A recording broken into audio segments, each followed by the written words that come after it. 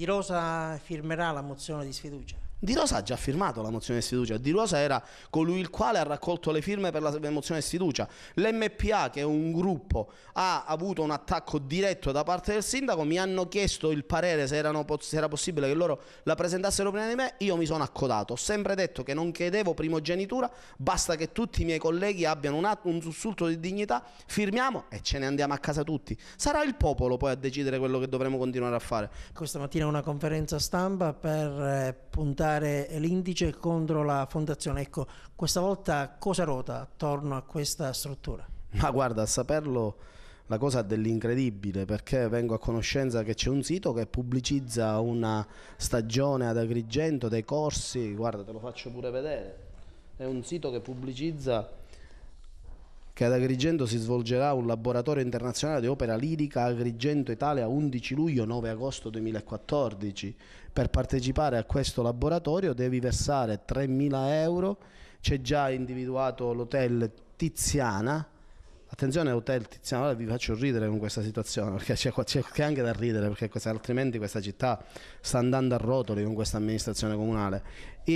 Uno dei maestri è il professore Onofrio Gallina, che è scritto qua, direttore artistico del Teatro Pirandello di Agrigento. Ancora vai avanti nelle altre pagine e trovi un IBAN di una banca svizzera, un conto in una banca svizzera. Vai ancora avanti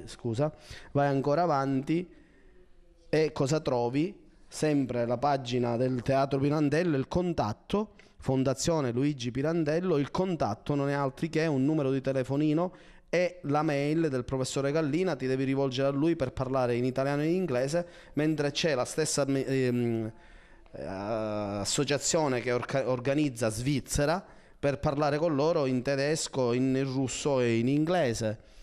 Ti promettono di poterti far fare, e sempre, attenzione, la Fondazione Pirandello che organizza. Nelle altre pagine dove c'è il laboratorio è sempre l'organizzazione del Teatro Pirandello. Il professore Gallina in un primo tempo si è un attimino risentito, poi sentito il sindaco e il direttore dell'ex teatro, dell'ex Fondazione Pirandello. La Fondazione Pirandello è stata sciolta, la Fondazione Pirandello non ha più il personale, la Fondazione Pirandello ha tornato il personale al comune, di fatto è congelata.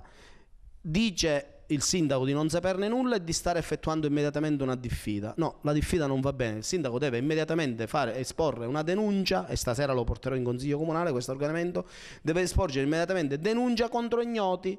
Il professore Gallina cosa dice nell'altro verso? Che invece è stato autorizzato dai vertici del teatro, i vertici del teatro sono il professore Muglia e il sindaco, dai vertici del teatro è stato autorizzato addirittura con un protocollo di intesa.